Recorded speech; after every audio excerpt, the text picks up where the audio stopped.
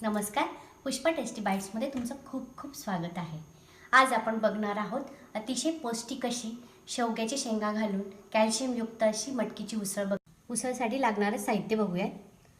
तेल आवडीनुसार, मीठ चवीनुसार टाकायचं आहे, धण्याची पूड 1 चमचा, हळद 1 अर्धा चमचा, 1 मोठा चमचा गरम मसाला किंवा काळा मसाला आणि 1 चमचा लाल तिखट। शेवग्याच्या शेंगा मी कापून सावरचे साल काढून घेतलेली आहे आणि वाटणसाठी 1 टमाटा, अद्रक, लसूण आणि कोथिंबीर, खोबरं हे मी एकत्र वाटून घेणार आहे।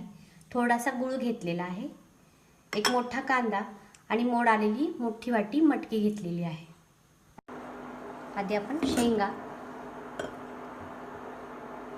आणि उसळ एकत्र 1 शिट्टी करून घेणार आहोत।